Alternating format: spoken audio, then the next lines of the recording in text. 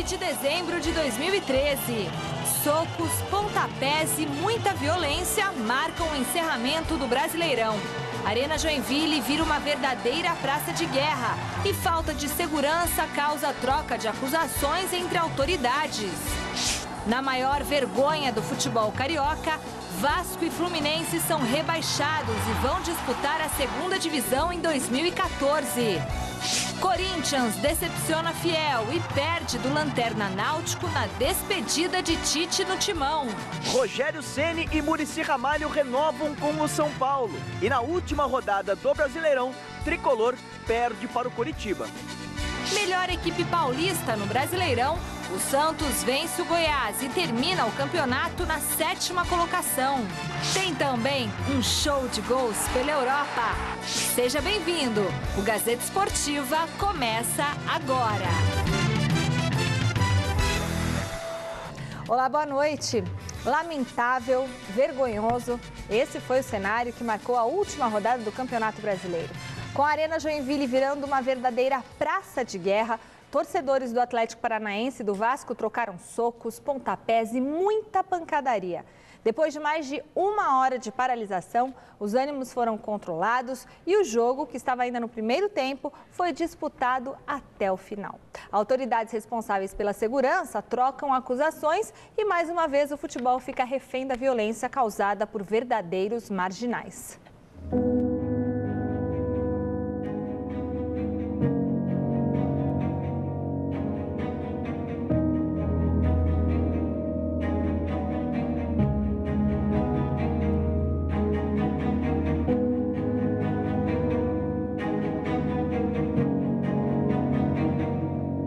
O que motiva pessoas como estas a saírem de casa para transformarem um estádio de futebol numa praça de guerra?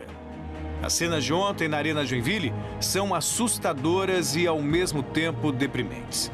Há quase 7 meses da Copa do Mundo, novamente o Brasil estampa os noticiários com imagens como estas. É incompreensível a atitude de parte dos torcedores, tanto do Atlético Paranaense quanto do Vasco, que por muito pouco não mataram uns aos outros. Soma-se a isso o fato de que não havia nenhum policial. Exatamente, nenhum policial dentro do estádio. Só depois da pancadaria ter tomado conta da arquibancada que a força policial chegou para dispersar os marginais. 3 integrantes da torcida vascaína foram detidos e indiciados por tentativa de homicídio. 4 pessoas foram hospitalizadas e não correm risco de morrer. Boa noite para você que acompanha o Gazeta Esportiva. É triste, não é a primeira vez que a gente mostra essas imagens. São imagens que se repetem. Só neste ano, eu já perdi a conta de quantas vezes nós mostramos confrontos entre torcedores organizados. Hoje, vendo essas imagens, já ontem, eu sem qualquer medo de errar ou cometer uma injustiça. Muitos desses que você vê aí, esse que você vê agora, são assassinos vestindo cores de clubes de futebol. Você vê o cara caído, desmaiado, e o cidadão simplesmente chuta como se fosse uma bola, como se fosse um ser inanimado. Ou o que leva um torcedor que foi flagrado pelas câmeras, várias câmeras, com uma barra de ferro, com um prego na ponta, utilizando como se fosse um guerreiro medieval. Desejo de matar. E quem tem desejo de matar tem que ser preso. Aliás, eu estava vendo aqui que um dos torcedores presos já foi condenado, regime semiaberto, por espancar um outro torcedor do Flamengo que foi morto a pauladas, a pedradas. E estava aí no estádio de futebol. Aí você vê um ministro dos esportes colocando uma nota, fazendo uma nota oficial. A presidente Dilma escreveu no Twitter pedindo ação da polícia, a criação de uma delegacia especializada em crimes do esporte, como se fosse a primeira vez que isso acontece. Me parece muito mais uma resposta à FIFA, que vai organizar uma Copa do Mundo no Brasil, do que realmente um desejo em mudar a situação do país. Isso já era para ter mudado há muito tempo. tenho mais de 20 anos de profissão. Só nessa bancada são mais de 15 anos. E cansei de mostrar, de comentar sobre essas imagens de violência, Flávio Prado. E depois vi que esse jogo de empurra-empurra. A polícia que empurra para o Ministério Público, que empurra para o Atlético Paranaense, aí vem o STJD e fala que vai punir os clubes, com no máximo a perda de 10 mandos de campo. Bela punição, realmente. A gente tem visto que isso tem resolvido o problema. Boa noite, Flávio. Boa noite, Celso. Não fique indignado. Boa noite, Michele. Isso é normal. Isso é o dia a dia do nosso futebol. Esses bandidos, eles são cria dos clubes, das autoridades, dos políticos, dos diversos promotores em várias partes do Brasil.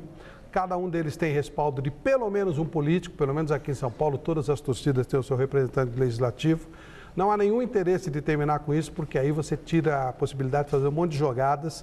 É uma relação promíscua entre eles e os dirigentes dos clubes, entre polícia, entre a bandidagem de um modo geral. Então, não tem problema nenhum. Foi uma briga de quadrilha, bandido com bandido. O que estava caído era bandido, o que estava batendo era bandido. Por acaso, o bandido que estava caído levou desvantagem, mas é bandido. É a escória da humanidade, é o lixo do lixo.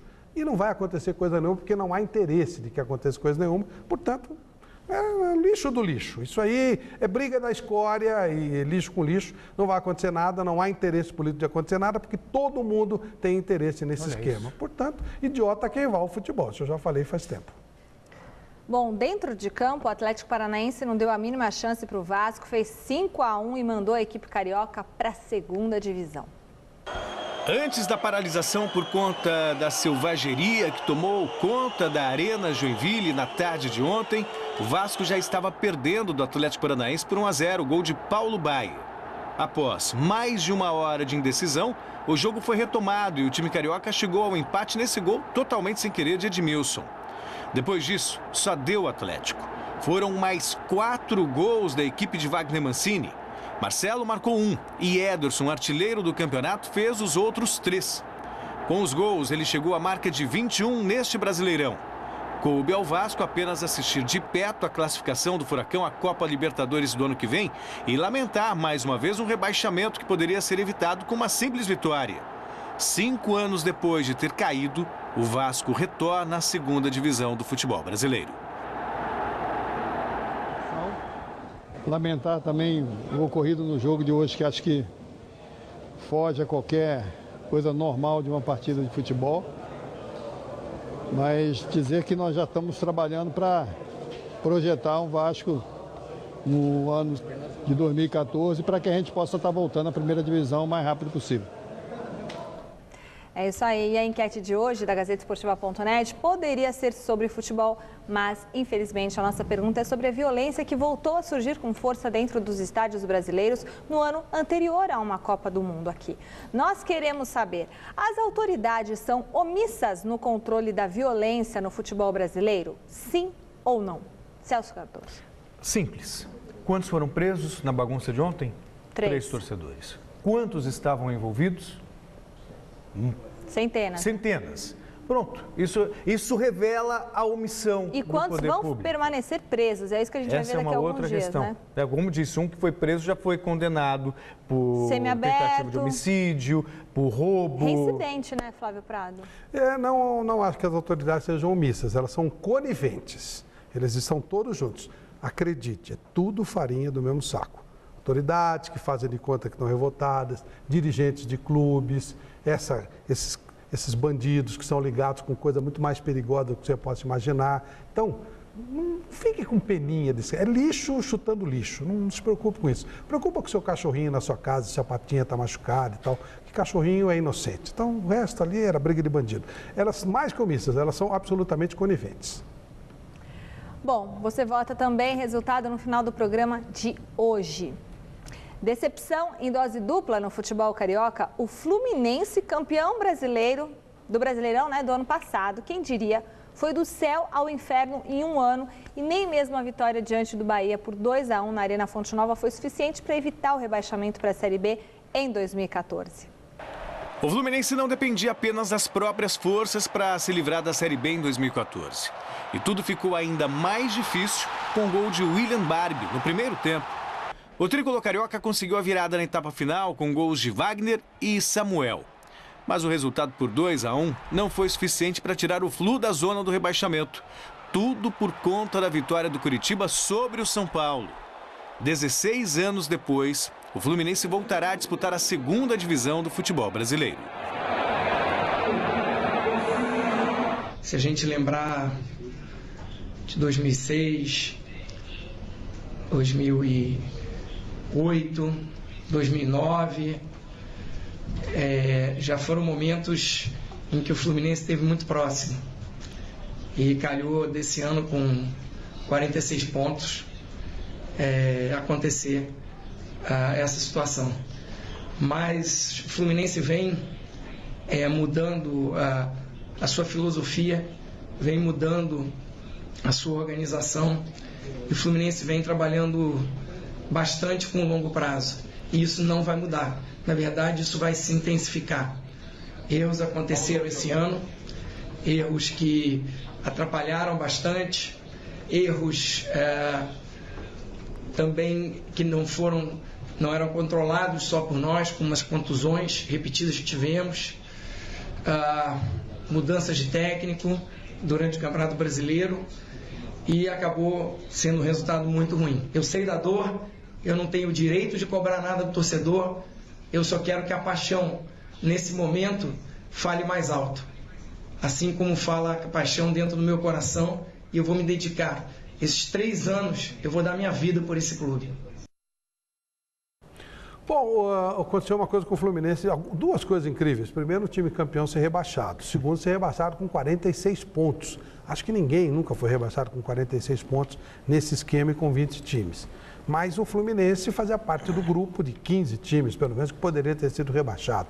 Nós tivemos um campeonato com nível técnico tão baixo que dos 20 times, pelo menos 15 se tivessem caído, não mudava nada. Se você olhar, por exemplo, o Flamengo, o São Paulo, é só olhar o Curitiba, que quase caiu, enfim, quase todos. O Santos de São Paulo foi o único que não correu risco. Mas você vai olhando todo, um monte que podia cair, um monte. Tira os 4 do Santos, talvez o Vitória, mas a maioria tinha nível para cair mesmo. E aconteceu de ser com o Fluminense, paga uma dívida, ele subiu numa virada de mês no ano 2000, mas tem condição de voltar. Agora o Vasco, ele caiu há 4 anos. Aí já está começando a ficar frequentador assíduo demais da Série B. O Vasco, a gente viu outro dia o Eurico Miranda vociferando contra o Paulo André. Ainda acho que o Vasco padece daquela administração horrenda.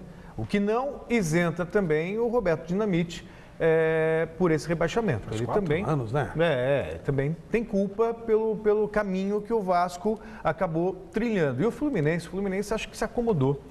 Foi campeão brasileiro, todos nós apostávamos no Fluminense entre os favoritos para conquistar a Libertadores da América, para conquistar o Campeonato Brasileiro. Aí foi perdendo jogadores no meio do caminho, uma crise muito grande. Nós nunca nos iludimos com o Fluminense. Eu me lembro quando passamos nós falávamos, o Fluminense não tem a estrutura de um time campeão, ele tem apenas um time e a força de um patrocinador. Quero ver como vai ficar agora. O patrocinador já fala em tirar o pé e fazer corte de gastos. Aí numa Série B, aquele timaço do Flu vai virar um time mediano.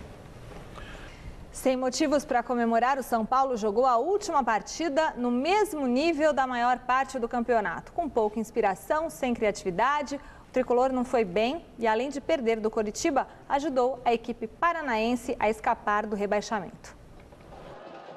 Lá vem a bola de Carlinhos, cai na frente da área, Fabiano põe o pé direito. A galera aplaude, Carlinhos reencontra essa bola junto à linha de lado, faz novo levantamento, levantou forte, caiu, olha o tiro, gol!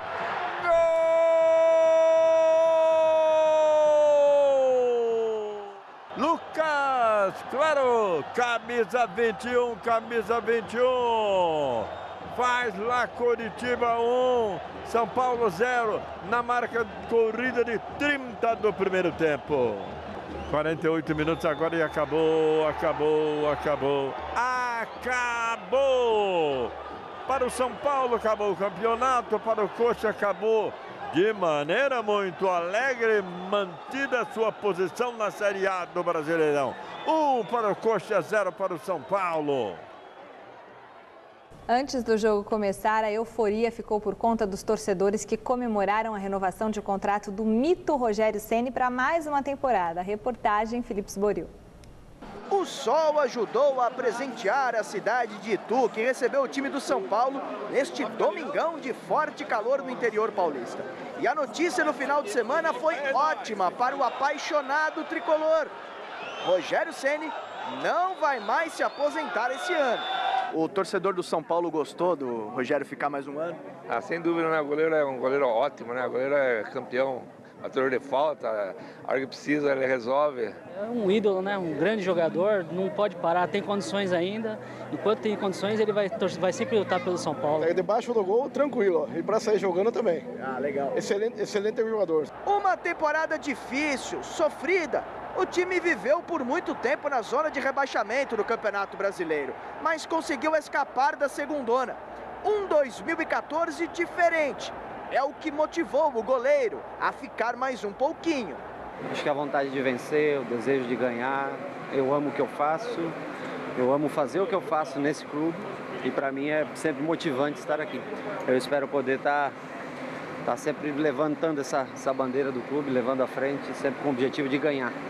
Eu não aprendi na minha vida a compreender o mundo da competição do futebol sem a vitória. Então talvez isso seja o que me mova, o que me motive a tentar mais um ano novamente aqui. Como é que foi o processo de convencimento do Rogério para que ele ficasse mais um ano?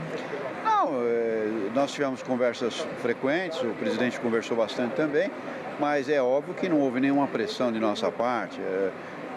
Apenas deixamos claro para ele que não só a coletividade do São Paulina, mas também a diretoria, a comissão técnica, entendiam que a sua permanência por mais um ano seria muito bom para nós. Já não é de hoje que Rogério Ceni é um verdadeiro avassalador de recordes. É o goleiro que mais marcou gols na história do futebol, 113. É o jogador que mais vestiu a camisa de um mesmo clube, 1.119 vezes. Pode quebrar mais uma marca no ano que vem. Ser o jogador mais velho a vestir a camisa do São Paulo. Com 41 anos, vai quebrar a marca de Jair da Rosa Pinto. Tinha quase que certeza, depois daquele jogo no Chile, que eu acho que comecei um pouco esse movimento, né, de verificar, porque ele já tinha decidido parar de jogar. Outro dia, sim, foi muito aberto com ele, dizendo que ele está ainda muito bem para jogar futebol ainda. Se ele não estivesse bem, eu sou o primeiro a falar. Então ele está muito bem para agarrar ainda, né, que é a função dele, né. Então não tinha por que ele parar, né. Então daria para ele jogar fácil um ano. Isso foi a única coisa que eu falei assim diretamente para ele, mas ali eu já tinha certeza que ele ia ficar. Antes do jogo, dentro do vestiário, tudo arrumadíssimo. A camisa 01 posicionada. Todo o equipamento colocado à disposição do principal goleiro da história do tricolor. E olha que o roupeiro Ratinho achou que fosse fazer isso pela última vez. A expectativa nossa era essa, que ficou naquela, que se para, se não para, tá, aí, mas já que ele não parou, melhor. Vai ter que colocar mais vezes então, né? Pro bem do São Paulo. Coloco com o meu prazer, o tanto que for preciso. Quem agradece essa renovação é o professor Muricy Ramalho, que também está de contrato novo. Fica no tricolor até o final de 2015. Não era muito de outra surpresa, não ia ter surpresa nenhuma. Então foi muito fácil novamente, sempre com poucos minutos a gente acerta, então não teve nada excepcional. Hoje não pode se pagar como se pagava antigamente, hoje se ganha menos, a gente tem que ver nossa realidade, mas foi muito rápido novamente. Nós nunca tivemos dúvida em que houvesse algum tipo de dificuldade na renovação do Muricy. Ele conhece bem a nossa cultura, está absolutamente integrado. É uma pessoa que tem, além de toda a sua qualidade profissional, tem um amor muito grande pelo São Paulo Futebol Clube. E se não tem nem o que falar, né? Acho que ele vai se aposentar no São Paulo, se Deus quiser. É o que o São Paulino quer. É o sonho, né? Mudou a cara do time, né? O jeito de jogar do time. Então vamos ver. Pena que eles veem um pouco tarde, né? Mas pro ano que vem acho que vai dar para conquistar alguma coisa aí, porque esse ano o saldo foi muito negativo. Agora, terminada a temporada, com uma derrota para o Coritiba aqui em Itu, é hora de férias. Em 2014, o São Paulo promete ter um ano diferente e com as certezas que os líderes, dentro e fora de campo, vão permanecer. A liderança do Rogério é importante, pesou muito também o fato do Muricy estar trabalhando novamente no São Paulo, se não por mais um ano, que ele seja feliz. Um líder, ele não vai deixar de ser mesmo um veterano. Aliás, acho que isso até pesa, né, Flávio? Favoravelmente para ser um líder. O Rogério vive um momento de muito brilho ainda jogando futebol. Tem futebol não para mais um ano, para mais 2, se ele quiser, e até mais. E o Muricy foi o responsável por São Paulo não ter caído. O time de São Paulo muito ruim, era um time para cair e se livrou graças ao Rogério Ceni. Bom, ao Rogério Ceni e principalmente ao Muricy. Claro. O Santos não brigou por muita coisa na reta final do Brasileirão, mas foi importantíssimo para a definição de rebaixados e classificados à Libertadores. Ontem, com o Serra Dourada lotado, o Peixe passou por cima do Goiás e acabou de vez com as chances do Esmeraldino ir à Libertadores. Veja os gols. O Goiás recebeu o Santos, que só desejava terminar o Campeonato Brasileiro com dignidade. E o fez. Cícero abriu o placar aos 5 minutos. O argentino Montijo marcou o segundo aos 44, 2-0. E foi também de Montijo o terceiro gol santista. Goiás, sexto colocado, 0. Santos, o melhor paulista, em sétimo, 3. A despedida de Tite não foi vencedora como a trajetória dele à frente do Corinthians. No sábado, o Timão visitou o Náutico na Arena Pernambuco e acabou derrotado pelo lanterna do campeonato. Veja o gol. No duelo entre os dois piores ataques do Campeonato Brasileiro, Náutico e Corinthians abusaram dos erros de finalização na Arena Pernambuco. A melhor chance da primeira etapa foi com Alexandre Pato, que subiu sozinho na área, mas cabeceou para fora. Danilo também tentou de cabeça, mas parou no goleiro Ricardo Berna. No segundo tempo, o Timão continuou buscando o gol, mas foi o Náutico aos 7 minutos que tirou o placar do 0. Morales cruzou da direita e Derlei empurrou para as redes. O Corinthians ainda viu o goleiro Ricardo Berna ser expulso por reclamação. E mesmo com um homem a mais, nada da bola entrar. E ficou nisso. Náutico, lanterninha do campeonato 1, Corinthians 0. O jogo marcou o fim da era Tite no Timão e a despedida do treinador. Mais 5 jogos completaram a última rodada do Brasileirão. No Canindé, a Portuguesa empatou com o Grêmio em 0-0, mesmo placar de Internacional e Ponte Preta, que se enfrentaram em Caxias do Sul. O Botafogo fez 3-0 no Criciúma, pode ficar com uma vaga para a Libertadores, desde que a Ponte Preta não seja campeã da Copa Sul-Americana. Veja os gols do final de semana. No sábado, no jogo da entrega das faixas para os campeões nacionais da temporada, o Flamengo saiu na frente do Cruzeiro com o Hernani. Mas Souza, no segundo tempo, marcou este golaço e definiu o placar. Flamengo, 11º colocado, 1. Cruzeiro, campeão brasileiro, também 1.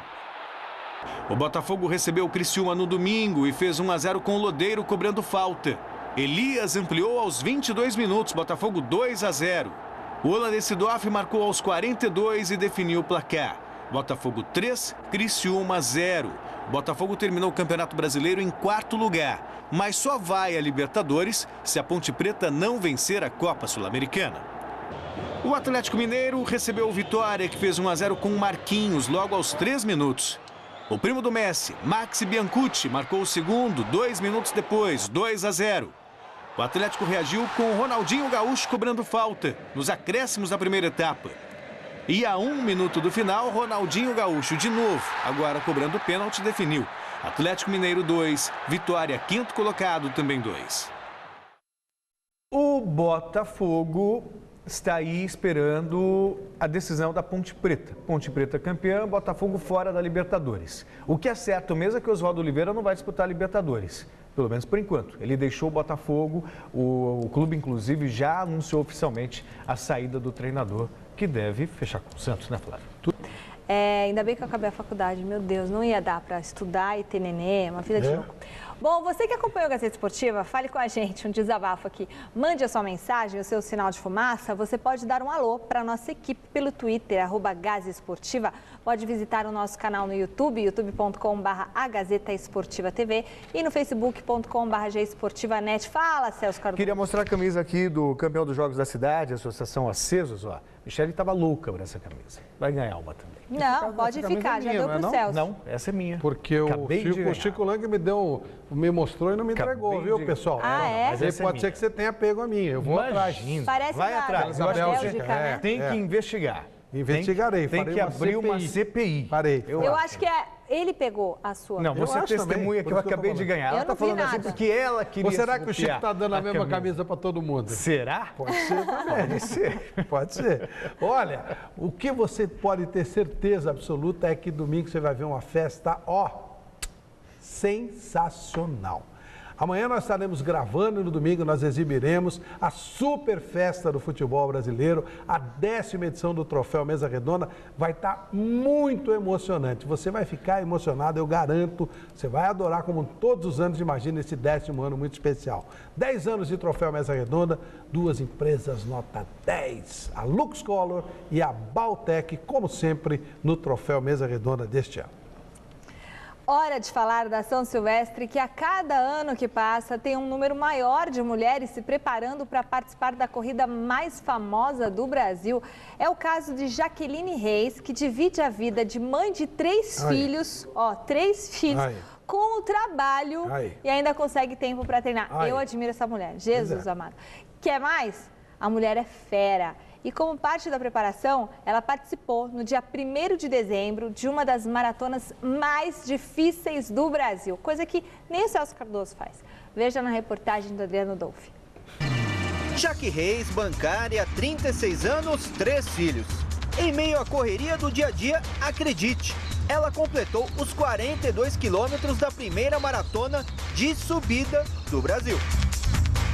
Foi uma experiência assim que, para quem corre, inesquecível, né? Foi muito difícil, eu não pensei em desistir em nenhum momento, mas você cansa, você pensa nos seus treinos, nas vezes que você teve que dormir menos, nas vezes que você teve que resistir a uma sobremesa, então assim, vale a pena demais. Assim. A paixão pelas provas de longa distância começou em 2005, para cuidar da saúde num processo de reeducação alimentar.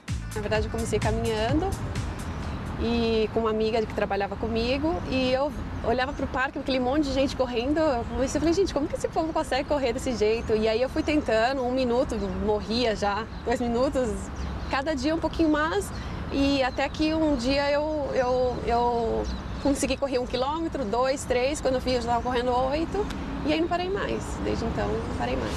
De lá para cá, muitas idas e vindas, pausas e uma intensa luta para a motivação no esporte. Descobri a gravidez, parei de correr, isso foi no final de 2008, fiquei a gravidez toda parada, voltei só depois que ele já estava com 6, 7 meses.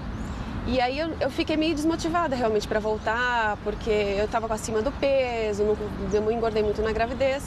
Então assim, eu voltei com a alimentação balanceada e coloquei a São Silvestre como meta, foi no ano de 2010.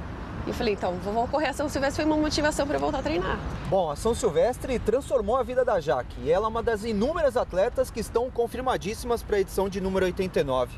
Essa prova é realmente diferenciada, Jaque? Ah, sem dúvida, né? É a prova para fechar o ano, para quem gosta de correr e para quem não gosta, para quem quer festejar, é a prova que é para fechar o ano com chave de ouro. Vale a pena, é muita diversão, é muito gratificante fechar os 15 quilômetros com o pessoal fantasiado, divertido, todo mundo tá naquele momento festivo mesmo. E a sua 5ª São Silvestre, você já passou por inúmeras experiências na sua vida, você já viu essa prova se transformar em relação a percurso, em relação ao horário da prova. Qual que é a receita para encarar a São Silvestre? Bom humor. Mudança sempre vai ter em qualquer situação, então assim, é bom humor e perna para aguentar a subida da Brigadeiro e bora, né? Bora correr. Bom, subida você já tem muita experiência, né? Tem um pouquinho, dá para correr de costa agora. Tem que suar, tem que malhar, vamos lá.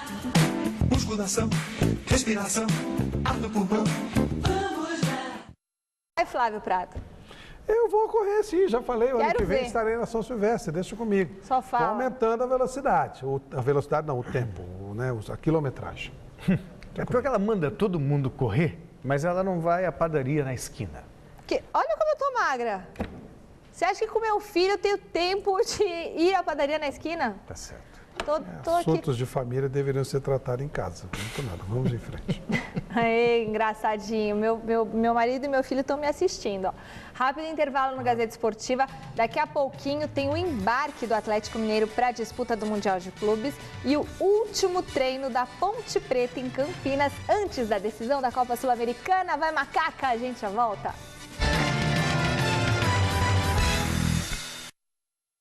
Gente, o Celso Cardoso está muito contente com a camisa que ele ganhou aqui. Verdade. Nossa Senhora. Hoje em São Paulo aconteceu o prêmio Bola de Prata, organizado pelo canal ESPN e a revista Placar. Amanhã o troféu Mesa Redonda, hein? As cenas de violência no jogo entre Atlético Paranaense e Vasco foram assunto entre os premiados e convidados presentes. E o Luiz Henrique Gurian acompanhou. Semana de premiação. Término do Campeonato Brasileiro. Campeão Cruzeiro. Quem chegou para a Libertadores da América? Times que foram montados para não cair e que surpreenderam. Atlético do Paraná, Goiás. Não pode deixar de exaltar aquilo que o Goiás vem fazendo durante 2 anos, né? A equipe realmente demonstrou um poder de reação muito forte, mas não foi uma equipe formada, infelizmente, para disputar títulos, né? Rebaixados. Vasco pela segunda vez em 5 anos e Fluminense, campeão do ano passado. Violência, as cenas tristes, fortes do jogo Atlético e Vasco. A gente lamenta, né? Porque sendo sede de uma Copa do Mundo e acontece uma barbaridade dessa, muitas pessoas feridas, muitas pessoas brigando, isso não é o que a gente queria ver. Essa violência aí atrapalha muito, não só o pessoal que está indo para assistir, os clubes que podem perder mandos de campo, mas a gente também dentro de campo. A gente vai tentar fazer um espetáculo para os torcedores e eles acabam se agredindo. Nós já tivemos, acho que mais do que o suficiente de casos para que uma providência mais drástica, né, mais severa possa ser tomada, e eu me coloco totalmente à disposição a isso. Acho que nós precisamos colocar um basta, né, nesses que nem podemos qualificar como torcedores, né? Eu acho que tem que ter uma punição, mas muito severa, muito. Passou da hora, né? Não adianta o clube perder um mando de campo. Deu para ver ali muito bem claro os caras que estavam brigando. E prende mesmo, bota na cadeia. E aí os outros vão ver uma atitude dessa das autoridades, ou se é de torcida organizada, bane essa torcida organizada. Ficamos muito tristes com isso e nós não podemos deixar que isso ocorra novamente, né? Eu acho que nós temos que mudar em todos os aspectos do nosso futebol para um futebol cada vez mais valorizado. Caro? Na manhã de hoje, o Atlético Mineiro embarcou para o Marrocos, no noroeste da África, viu, Celso? Marrocos fica no noroeste da África, onde será disputado o Mundial Interclubes de 2013.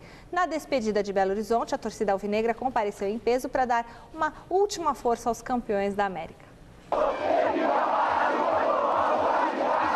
A torcida do Atlético Mineiro madrugou hoje na cidade do Galo. Tudo isso para acompanhar o time até o aeroporto, onde a delegação do Alvinegro de Minas embarcou para Marrocos, para a disputa do Mundial de Clubes da FIFA. A gente tem certeza que o Galão da Mata vai trazer o original para nós. Que essa aqui é só uma amostra que a torcida do Galo pode fazer. Essa é a do Mundial, é nossa. Nem mesmo a chuva que castigou o Belo Horizonte afastou os torcedores. Pelo Galo vale qualquer coisa, né? Principalmente agora que a gente está indo para Marrocos, vale qualquer coisa. Vamos junto com o Galo para Marrocos e com o Galo nós vamos até Marrakech. Até Marrakech, junto. Tá com medo da chuva não, rapaz? Tô não. Vale a chuva pra mim. Vale, Galo! O trajeto do ônibus com o time do Galo foi acompanhado por torcedores e na chegada ao aeroporto, nem os atletas e nem a comissão técnica falaram com a imprensa. Uma imagem de Nossa Senhora Aparecida foi entregue ao religioso técnico Cuca. E se depender da animação da massa atleticana, o título do Mundial vai mesmo ficar em Minas Gerais. Vai entrar com muita raça, vai... É Galo! É uma Marrocos! É Galo! É Galo! Nós vamos ganhar esse título, Deus quiser! Pensando que torcida... Obrigado! É Galo! Eu cheguei às 5 horas da manhã para passar essa energia que vai estar trem pro Mundial. Vamos ganhar esse trem, trazer o título pra mim, porque essa torcida é mestre. O cenário esportivo mundial. Lutar, lutar, lutar. Vamos dar raça, orgulho pra vencer. Clube Atlético Mineiro, Galo forte, vingador. Uma paixão que lembra um pouco o que aconteceu com o Corinthians no ano passado, quando foi também para o Mundial de Clubes da FIFA. Só tem uma diferença. O adversário da final do Corinthians foi o Chelsea, um bom time. O Bahia, provável adversário do Atlético Mineiro, se der a lógica de uma final, é um baita time. É algo sobrenatural, ainda mais levando em consideração o que fez no final de semana. O Atlético vai ter que estar numa tarde, noite muito inspirada. Primeiro passar pela semifinal e depois contra uma possível final contra o Bahia, Flávio. Teoricamente as chances do Galo são remotas, mas normalmente o clube da América é muito inferior ao clube da Europa. Então ele joga fechadinho, no contra-ataque tem sido assim, às vezes dá certo, às vezes não dá. Palmeiras foi o que mais atacou e perdeu. E o Corinthians, no ano passado, jogou de igual para igual com o Chelsea. E algumas equipes jogaram fechadinho nos contra-ataques, conseguiram alguma coisa. Mas vai precisar de uma jornada de muita sorte. Time por time, a chance do Atlético é muito pequena. Quarta-feira tem decisão da Copa Sul-Americana. Lanús e Ponte Preta decidem quem vai ficar com o título da temporada 2013. Você vai viajar? Não sei. Não sabe ainda? Osmar Garrafa esteve em Campinas tentando descobrir os mistérios da macaquinha, que só o Flávio Prado sabe, e que sonha com a conquista do primeiro título internacional. O último treinamento da Ponte em Campinas, antes do embarque para Buenos Aires, foi marcado pelo mistério. O técnico Jorginho não permitiu a entrada dos jornalistas e nem dos torcedores que foram ao Moisés Lucarelli dar um apoio aos atletas que podem trazer um título inédito para a Macaca. Eu vim de Minas para poder assistir o treino. Estamos desejando boa sorte para o pessoal. O pessoal está embarcando hoje. Com certeza vamos ganhar esse título. Que história é essa? Mineiro ou Ponte Pretano? O único Ponte Pretano que tem em Minas. Os torcedores na porta do Moisés Lucarelli se dividiam em dois grupos. Os do que vão torcer aqui mesmo no interior e também aqueles que vão para a Argentina ficar ao lado da Macaca Campineira. São 4 anos que vão sair daqui e a maioria vai de avião à noite, né? O senhor vai de ônibus? Eu vou de ônibus. Chego lá na quarta-feira de manhã. Chega na quarta de manhã? Quarta de manhã, 10 horas da manhã, tá a previsão para chegar lá. A mulher liberou? Liberou, lógico. Tem que liberar Ponte Preta em primeiro lugar. Se ela falar para escolher, ela vai ficar sem eu. Ah, é? É lógico. Então tem que concordar com tudo, né? As únicas imagens permitidas da movimentação dos jogadores no dia de hoje foram essas, quando apenas alguns titulares estavam no gramado. E o motivo de todo esse mistério é para esconder quem vai jogar pela lateral esquerda contra o Lanús, já que o Wendel está suspenso pelo 3º cartão amarelo. E esse segredo está sendo guardado a 7 chaves por aqui. Tinha lateral esquerda ali, você viu quem que estava treinando? Rapaz, não viu, não estava olhando pro lado esquerdo nosso. Só fez mais uma posse de bola ali, batemos alguns pênaltis, um trabalho, um aquecimento ali com o professor Juninho. Um trabalho mais leve mesmo, até para descansar, porque o que já tinha que ter sido feito já foi feito, é concentrar mesmo que quarta decisão é jogo de vida ou morte pra gente. Se a escalação é um mistério, a maneira como a Ponte vai enfrentar o Lanús está bem definida. A gente fechadinho, a torcida deles vai estar apoiando, vai estar gritando. Duvido que eles fiquem também sem atacar, sem sair para o jogo. Acho que eles vão montar uma postura mais agressiva, né? A gente vai ficar postadinho ali e a gente vai apostar no jogo que a gente fez contra o Vélez. Tomara que dê certo como deu daquela vez. Deus pôs a mão. Onde Deus põe a mão não tem erro. Nega Véia ganha quarta-feira lá em Lanús. Vai ganhar, vai ser campeã e o Botafogo vai ter mais uma história incrível para contar. Tem coisas que só acontecem com o Botafogo. Torcida pela Ponte Preta não vai faltar, não. Até pela história. O Brasil Ponte, é Ponte Preta, ué. O Guarani não é. O Guarani não é. Tirando o Guarani. Definitivamente o Guarani não é e Botafogo também não. Pelo menos duas torcidas não. Mas é um time simpático. Porque você é vingativo. 113 anos de história, merece finalmente um título. E um troféu, né? Resultado final da enquete do site gazetesportiva.net. As autoridades brasileiras são omissas no controle da violência do futebol brasileiro? Sim. 97% dos votos. O programa de hoje termina aqui. O Gazeta Esportiva volta amanhã, às 6 da tarde. Fique agora com o Jornal da Gazeta. Excelente semana para você. Tchau. É o país da Copa do Mundo, amigo. A gente se vê daqui a pouquinho no Jornal da Gazeta. Até já. você sabe das coisas, mas como tem promotor, político, policial que vota em 3%, porque todo mundo sabe que o esquema são todos farinha do mesmo saco. Tchau.